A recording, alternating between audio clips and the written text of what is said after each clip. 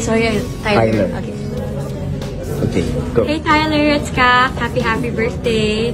Have a great day. Enjoy and God bless you. Hello Kat Den fans! So napakinggan ninyo mga kasamberos sa si Ma'am Catherine. Kakapost lang ito ni Tyler, no? Bumati si Ma'am Catherine sa ng birthday greeting mga kasamberos. Tapos si Sir Alden naman dito ay spotted na kumain sila sa labas. sa labas. Parang may binili lang mga kasamberos. Pero yun po, no? Si Ma'am Catherine ay busy as of the moment. Wala siyang mga IG posts mga kasamberos. Pero yung isang fan nga dito ay kakagreet lang dito, no?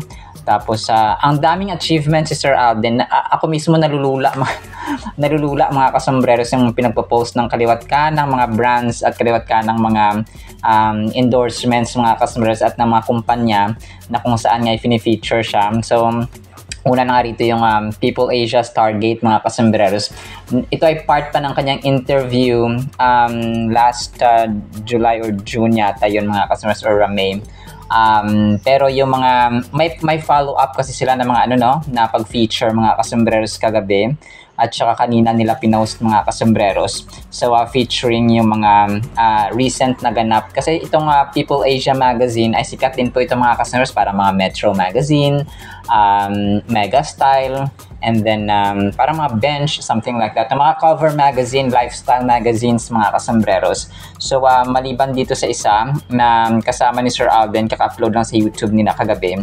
Yung isa parang kinat nila dun sa previous nila na pinakaunang na-upload. Tapos yung isa dito ay yung kasama niya, yung mga iba pang mga achievers at saka mga kumbaga pa Men Who Mattered 2025 mga kasambreros kasama sina Tito Soto, sina Bam Aquino, and yung iba pang mga iba pang mga distinguished men sa society mga kasambreros sa kanilang field of endeavors. Nandito rin sina maliban kay Bam Aquino, kaya yung iba dito hindi ko kilala mga kasambreros pero yun po no, talagang Senators Aquino, tapos si yung iba dito talagang sila mga may-ari ng mga brands at mga clothings mga kasambreros na sobrang sikat. Meron din dito si Dr. Cyril Agan na president and medical director of Lift Aesthetic Clinic. Tapos basta marami mga kasambreros. Meron dito si Sir, basta hindi ko na isa-isahin pero yun nga si Bobby Carmona ng fashion show director Saga Events, no? Sikat din yata ito si John Conadera, siya na marketing director of Aptos Philippines and co-owner of Lift Aesthetic Clinic. So basta ibang level. Kasi si Tito Soto, si Bam Aquino, mga senators, mga kasambreros. So si Sir Alden ay talaga nahanay din sa ganito. Nakakatuwa at nakaka-bless mga kasambreros, no? Talaga si Pops Alden. And then ito, spotted nga sila mga kasambreros, no? Na kumain at saka parang bumili sila ng hindi ko alam kung kumain ba sila or parang sa elevator yata ito, no? Instagram story ni Ma'am Marlene Capones at saka kasama si Mama Ten. After ito nung kanilang Philinvest cycling event mga kasambreros na overland gravel sa Clark, Pampanga mga kasambreros, no? Nung Sunday. So parang kanina lang in-upload or in-Instagram ni Ma'am Marlene Capones mga kasambreros. So si Mama Tin sa likod nakadungaw lang siya mga kasambreros. Kulit, no? Kasi nagpapasalamat tayo at si Sir Alden ay talagang hindi sila madamot sa pag-post mga kasambreros. And then ito si Ma'am Catherine, no? Spotted sa airport kasama si Mama Min or si Mami Min mga kasambreros, na napansin ko rin yung kanyang Louis Vuitton bag mga kasambreros. So nagmask siya dito. Pero if I'm not mistaken ay last year pa ito, December mga kasambreros, no? Ang nire-upload ng isang fan mga kasambreros. So naka-black siya dito. Tapos magmamask na naman siya para hindi siya gaano makilala kasi baka dumugin siya mga kasambreros ng mga tao. So yun, no? Sobrang cute lang. And if I'm not mistaken, parang after ito ng promo ng Hello Love Again, tapos kasi parang December ito something like that mga kasambreros, December 2025. So pero parang may mga aftermath pa silang ginagawa dito ni Sir Alden after nga ng Hello Love Again mga kasambreros. So maliban dun sa video na in-upload ng People Asia, meron pa silang mga nilagay dito na mga parang quotations, no? galing kay Sir Alden. Alden News, no? Alden Richards reveals his latest love, his Colnago V4RS World Champion road bike. No? The two-wheeled beauty, depending on model and add-ons, could easily cost more than a brand new car. Grabe, sobrang mahal. Parang yung Colnago, pwedeng maging presyo ng isang kotse, mga kasembreros. So, alam na natin, no? And then, yung isang na dito is devotion to mom, sabi niya dito. What's ironic is that she left us even before all this happened. Wala na siya, no? Referring to Mami Rio, mga kasembreros, no? So, kinote ng People Asia dito, kasi ito yung parang cover ng mga magazines ng kanila pong i-issue. So, parang ilang buwan na siyang naging cover, no? Kasi nga, talagang best-selling ang kanyang cover, mga kasi sa kanyang, yung cover niya sa People Asia magazine, ang pinakaunang nauubos parati, mga kasembreros. So, sold out parati yung kanyang cover na iba talaga ang Alden Richards. And then, sabi niya pa dito, sa tough act to follow, no? With a worldwide box office gross totaling 1.6 billion, Hello Love Again is one tough act to follow. The pressure is always there, says Alden, the actor, but Alden, the director, views it from a more comprehensive lens that encompasses the future of the Philippine movie industry itself. So, grabe. Ito pa yung mga quotations niya, mga kasembreros, sa People Asia magazine. So, sabi niya pa dito sa isa, last one is his business acumen to prepare himself for such a career. He took up business in college only to put his studies on hold when showbiz started to beckon. But apart from being an artista, Alden is also blessed with a sharp business acumen. So, ibig sabihin magaling siya, no? Keen siya, mga kasembreros, or wise, prudent when it comes to business. And nakita naman yun, mga kasembreros. And isa sa mga techniques actually, mga kasembreros, na learn ko sa leadership when it comes to business, no? Pag nag-put up ka ng business, talaga mamahalin mo yung mga tao. Yung mga tao mo kasi yung sila yung tagagawa, sila yung tagakilos, no? So kung hindi nila love ang trabaho nila kasi may masungit sila na boss, ay expect mo rin yung resulta ng kanilang trabaho. Hindi rin nila mamahalin yung kanilang customer, yung kanilang magiging loyalista, mga patron, mga customers, kasi nga kung pa yung amo nila ay hindi disiplinado, hindi sila mahal, walang care sa kanila. So, iba kasi yung impact kapag yung bossing mo ay loving at saka caring, mga kasembrer, sa kanya mga trabahante. And then ito, nakakatawa ito So, ito muna, mga source, no? Singit ko lang dito kay Ma'am Marian Rivera. Nag-celebrate siya kahapon. Nag-upload sila ng kaniyang birthday celebration, mga kasembreros, no? 41st birthday. So, ang kulit kasi ang daming handa, of course, no? Hindi pwedeng wala kasi sobrang yaman ng Dongyan, mga kasembreros, ay umaapaw ang kaperahan ng Dongyan, mga kasembreros. So kahit ng mga apo nito ay pwede na mabuhay kahit hindi na magtrabaho, mga kasembreros. So ito yung mga recent posts na kasi close sila ni Sir Ding Dong, ni Sir Alden, ni Ma'am Marian. So close sila, kung kaya sinama ko dito, mga kasembreros, no? Si Ate Yan niya, mga kasembreros. And then ito, natatawa ko dito, mga kasembreros. Kasi may isang fan dito na parang nag-create siya ng image, no? Ni Ma'am Sanya at saka ni Sir Alden, tapos may anak, kunwari. Pero ito po ay edited lamang, mga kasembreros. Tapos natatawa ko dun sa comment na kapata dito, galaw-galaw din, sabing so parang kahit na parang wala nang pag-asa si Ma'am Sanya, mga kasembreros, no? At saka wala pong Kathsan or Kathia ang mangyayari, mga kasembreros. Ay, Kathia. Alsan, no? Alden Sanya, mga kasembreros. Wala pong ganong sorry po sa mga matatamaan, pero wala pong walang ganon, mga kasembreros, na only Kath din. Bash na naman tayo ng mga bashers dyan. And of course, na yung Magnolia, kakapost lang din, mga kasembreros. Yung Magnolia Ice Cream ay nag-post din ng kanilang picture with Sir Alden's quote, mga kasembreros. More than just flavors, it's about serving moments worth remembering for 100 years and beyond. Thank you, Alden Richards, for reminding us why Magnolia will always be part of the Filipino story. So, we don't sell products, we sell memories. Grabe, no? Talagang ang endorsement si Sir Alden, mga kasembreros. Hindi nakapagtatakang phenomenal box office king ito siya, no? And then ito, sobrang tatawa ako dito sa comment ni Mama Arlene Tahum. Sabi, apply na lang kaya ako kahit taga-punas ng mga bike ni Alden. Kasi nga dun sa grocery challenge ni Sir Alden, mga kasumers, kay Sir Steven. Kasi sobrang generous nga ni Sir Alden, parang gusto niya magtrabaho, no, at maging amo. Siya phenomenal box office king, mga kasombreros. So kasi pinag-grocery niya siya sa Landers, mga kasombreros, sina Sir Nelson Cruz at saka kasama sina Mama Ten, Sir Laysam, of course, no. Pero ito yung grocery challenge, mga kasombreros. Siguro kung naging vlogger pa ito, Sir Alden, mas marami tayong kumbaga pa ma-upload rin, mga kasombreros, no. Pati tayo naambunan sa blessing, no, kasi may nai-vlog tayo, mga kasombreros. Talagang pagpapalain pa si Sir Alden to the max. Alright, so naman sa ating Kathleen items, sana po ay pakinggan po natin ang Word of God. Today is August 12, 2025, Martes na po. Sana po ay pakinggan po natin ang Word of God. At para po sa ating Word of God, ay sobrang ganda po nito. Medyo opposite, pero kapupulutan po ng aral. Ang title, Hindi Kilala ang Diyos. Psalms 79 verses 5 to 6. How long, Lord, will you be angry forever? Will your jealousy burn like fire?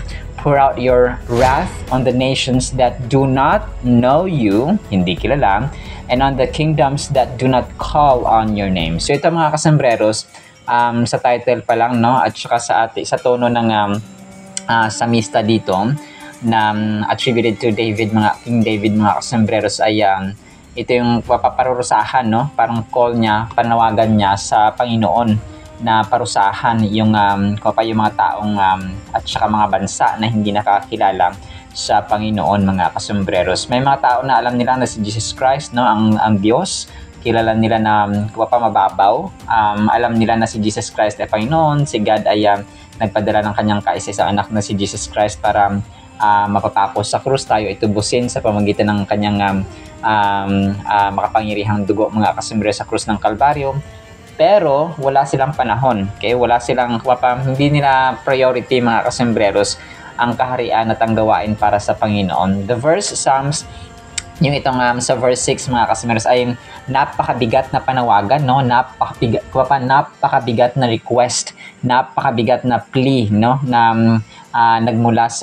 nagsulat nito, mga kasombreros, na para siyang umiiyak sa Panginoon para sa hustisya, no, katarungan at katwiran, mga kasombreros, ng mga nasyon or ng mga bansa na nagre-reject sa Panginoon, mga kasombreros. Sorry po, may tuko na naman, mga kasombreros. This version reveals the heart of a person deeply troubled by the mockery and contempt shown by surrounding nations. Ako po, di ba ito ay nation, no? We're talking about nation. So si King David ay specifying yung nation dito na hindi nakakilala sa Panginoon, kasi ang Israel, ang chosen nation of God, mga kasombreros, ay sumasamba sa Panginoon, mga kasombreros. And his people, no, led by King Israel, King David, mga kasombreros, ay masasabi niyang hindi man perpekto, pero marami ang nakakilala at sumusunod sa Panginoon. So ako po, individually speaking, ay minsan nalulungkot ako, no, na makita yung mga tao sobrang busy sa mga material nila na mga agenda, yung mga pero wala silang panahon sa pagbibiglia. Yung parang everything is dependent, mga kasombreros, sa mga material na bagay. Let's say trabaho is a blessing. Pero kung wala ka ng panahon sa Panginoon, it becomes a curse. No, ganun, mga kasombreros. So the words express a yearning for divine intervention and retribution against those nations that do not recognize the one true God. So parang yung puso kasi ng isang mananampalataya, no, kagaya ni King David, mga kasombreros, ay kumaga parang nalulungkot siya, na naiinis, na divine, yung divine na inis, mga kasombreros, na bakit ang mga to, wala man lang silang mapapakialam at saka panahon sa Panginoon, wala man lang silang recognition, hindi man lang nila kilala ang Diyos. So parang gusto ni King David na parusahan na ng Diyos, mga kasombreros, itong mga bansang ito na hindi nagre-recognize sa kapangyarihan at power, sovereignty ng nag-iisang Diyos, mga kasombreros. And yung verse dito na sinasabi niya na pour out your wrath, no, yung puot mo ay ibuhos mo na, mga kasombreros, sa mga bansang ito, ay nag-indicate ng urgency, no, at saka seriousness ng situation na sinasabi niya Haring David, mga kasombreros. And parang parang nagsusumbong sa tatay mo, no, na parusahan mo na sila tayo, ganyan, itong ginagawa nila, wala silang pakialam sa iyo. Ang hustisya ay hindi nangingiral, ang katarungan ay hindi nangingiral, ang morality ay hindi umiiral, no? Ang pag-ibig, ang pagsunod sa iyo ay hindi umiiral, mga kasambreros. And ang verse na ito ay talagang emotional plea, no? Woven into poetry. We can visualize the pain, no? Yung sakit talaga ng isang community kagaya ng kay Haring David, mga kasambreros, na humaharap sa relentless attacks from enemies.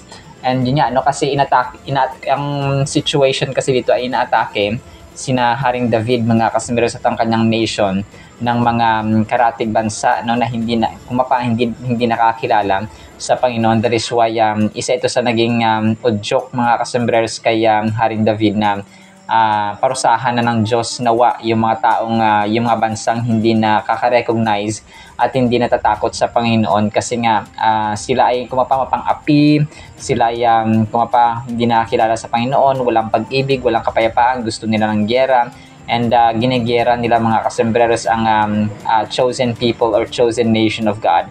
The psalmist's words reveal an understanding of the nature of idolatry, and often comes with contempt toward God in these people. Seen in this light, the cry is much more than a desire for revenge.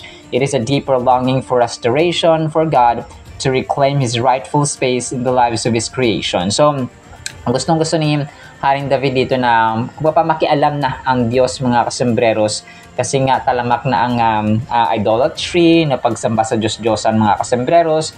Gumagawa sila ng mga ribulto na hindi kaaya-aya sa harapan ng Panginoon, kasi yun ang pinakaunang utos, no?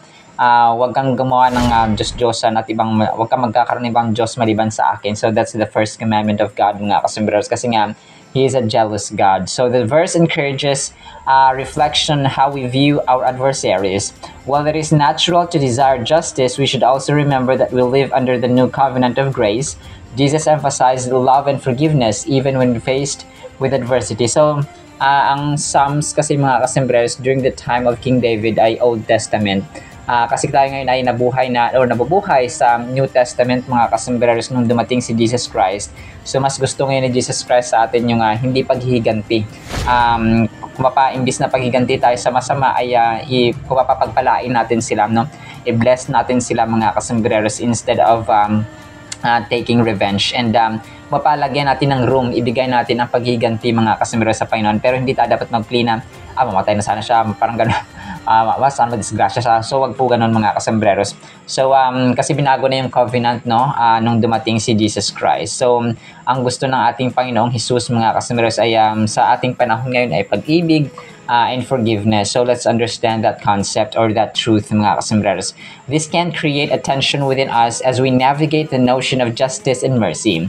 When we find ourselves grappling with anger or frustration towards those who seem to stray from God's ways, we can also learn to seek understanding and reconciliation. So, mas maganda kasi para sa akin, no, bilang ako ay parang peace advocate, mga kasambreros, hindi man advocate na may mga organization talaga, pero sa puso ko talagang ayoko ng bahay, ayoko ng paligid na magulo. Gusto ko love lang, mga kasambreros, humility, unity, may kapayapaan sa bawat isa, may understanding, may care, may concern. Kasi parang pag natamnan ka kasi ng salita ng Panginoon, isa ito sa mga manifestations, mga kasambreros, na kapag yung Espiritu ng Panginoon, kasi diba yung Galatians 5:22-23, kapag kapag natamnan ka ng buto na yun, mga kasambreros, ng Espiritu ng Panginoon, so mamumunga yun, no? So kaya ayaw mo na ng hate, instead of hate, gusto mo ng love. Instead of impatience, gusto mo patience, no? Instead of pride, gusto mo ng humility, kasi nga yun ang bunga ng Holy Spirit, mga kasambreros. Para ka nagtanim ng isang ubas, no? Yun ang kanyang bunga, mga kasambreros, no? Kapag parang manifestation siya na ang Espiritu ng Panginoon ay nananahan sa iyo, mga kasambreros, kung ayaw mo ng magulo at saka magulo na paligid, mga kasos, maingay and nag-aaway. So ayaw mo ng ganon. Instead, you want it, and we desire love, mga kasambreros. So kung kaya kapag tayo po ay hindi natin kilala ang Diyos, na nagagalit siya at nagpaparusa sa mga taong hindi nakakilala sa Kanya, this is the right time, mga kasambreros, no, dapat po ay magkaroon tayo ng panahon talaga, kasi yung mga taong kilala ang Diyos at nagmamahal ang tunay at may pananampalataya na tunay, mga kasambrers, ay naglalaan sila talaga ng panahon sa Panginoon, mga kasambrers. You cannot say that you love God yet without spending time with Him sa pagbabasa ng Biblia, sa pagbabasa ng kanyang salita, mga kasambrers, kasi pagpapakain din iyon ng ating kaluluwa, mga kasambrers. That is why it's very important na tayo po ay nagkakaroon talaga ng time sa pagbabasa ng Biblia, kasi apart from yun ang kanyang utos, no, it's one way of saying and showing na mahal natin ang Panginoon, mga kasambrers, kasi ang kanyang pag-ibig at saka pagmamahal sa atin ay dakila, no, at saka walang kapantay yun, mga kasambreros. Yung blessing araw-araw, yung hinihinga natin bawat segundo, bawat millisecond, bawat breathe in, breathe out natin, mga kasambreros, yan po ay utang natin sa Panginoon na lifetime, mga kasambreros. Alright, so naman po sa ating Word of God, nawa po ay pagpalain po tayo ng pag-ibig, pananampalataya, pag-asa, at saka time talaga, mga kasambreros, na magbasa at saka manalangin sa ating Panginoon na makapangyarihan sa lahat. In Jesus' name we pray, Amen and Amen. See you sa next segment, mga sirs, and paalam po.